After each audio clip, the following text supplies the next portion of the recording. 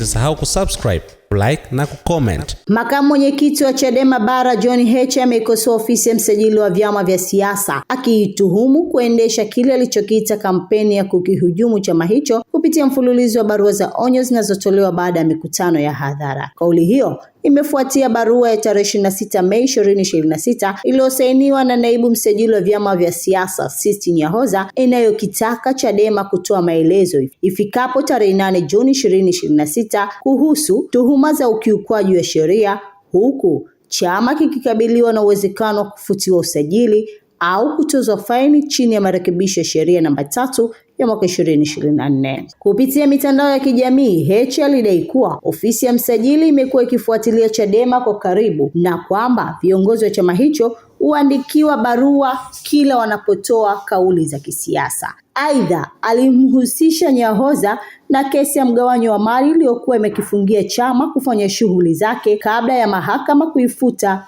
hivi karibuni. Katika barua hiyo mpya, ofisi ya msajili imeeleza kuwa imepokea na kuchambua video 3 zinazosambaa mtandaoni zikionyesha baadhi ya viongozi wa Chadema wakitumia lugha iliyotajwa kuwa isiyofaa kwa viongozi wa kisiasa. Akijibu hoja za Chadema kuwa hatua hiyo inakiuka amri ya mahakama iliyotolewa hivi karibuni, Nyahoza alisema zuio hilo lilihusu barua ya awali ya tarehe 7 Mei pekee na alizuia ofisi yake kuchukua hatua kuhusu matukio mapya yanayodaiwa kukiuka sheria. Nyahoza amesisitiza kuwa jukumu la ofisi ya msajili ni kusimamia utekelezaji wa sheria na maadili ya vyama vya siasa, akiwataka Watanzania kuunga mkono juhudi za kujenga siasa za kistaarabu zinazozingatia hoja badala ya matumizi ya lugha za matusi katika majukwaa ya kisiasa. Mimi ni Zakia Nanga wa Mwanahalisi TV. Naitwa Sisti Nyahoza, ni msajili msaidizi wa vyama vya siasa. Nilikuwa naomba kutumia fursa hii kutoa ufafanuzi kuhusu masuala yanayoendelea katika mitandao yanayohusiana na barua ambayo tumewaandikia Chadema tarehe 26 Mei mwaka huu. Ni kweli kwamba ofisi ya msajili wa vyama vya siasa tumeandika barua kwa Chadema tarehe 26 Mei mwaka huu kuwataka wawasilishe maelezo kuhusu ukiukwaji wa sheria ambao tumeona umefanywa na viongozi wao, ikiwemo Mheshimiwa Joseph Mbilinyi kwa maneno aliyoongea jukwaani ambayo ni maneno ya matusi na dhihaka. Kuna watu wamekuwa wakisema kwamba sisi kuandikia barua Chadema tarehe 26 Mei inakiuka amri ya mahakama ambayo imetoa kwamba kutuzuia tusichukue hatua dhidi ya Chadema kutokana na barua tuliowaandikia tarehe 7 Mei mwaka huu. Tunaomba kutoa ufafanuzi kwamba haya ni matukio mawili tofauti.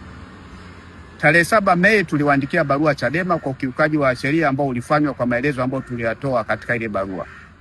Wao wakaenda mahakamani, mahakama ikazuia tusifanye jambo lolote hadi pale tutakapo sikilizwa kule mahakamani.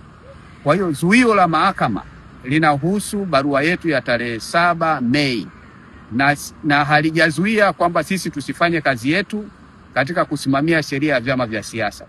Kwa hiyo sisi tunaendelea na kazi yetu, na ndio maana tumewaandikia barua nyingine tarehe 26 Mei pale tulipoona kwamba kuna ukiukaji wa sheria. Kwa hiyo zuio la mahakama lile la tarehe 7 Mei halihusiani na barua tarehe 26. Labda kwa ufafanuzi rahisi tu ni kwamba ni mfano ni kwamba kama vile mtu unamiliki duka alafu unamiliki shule. Kuna mtu unamdai pale dukani kwako amekopa na kule shuleni hajalipa ada ya mwanae. Sasa akienda mahakamani kuzuia usimdai deni la dukani, haina maana usimdai na ada kule ya mwanae. Ni vitu viwili tofauti. Kwa tunapenda Watanzania waelewe hivyo na watu support katika kusimamia sheria ya vyama vya siasa, kwa sababu tunaamini kabisa na ndivyo inavyopaswa kuwa kwamba vyama vya siasa vinapaswa kufanya shughuli zake kwa busara, hekima na kuzingatia sheria ili kuwe na kufanyike siasa za kistaarabu, watu wajenge hoja na sio kutukanana matusi jukwani. Baada ya kusema hao, nawashukuru sana na nashukuru sana kwa support yenu na mtusaidie kuwaelimisha viongozi wa vyama vya siasa. Ili kwa wa kwanza kupata habari zetu, tafadhali usisahau kusubscribe, like na kucomment.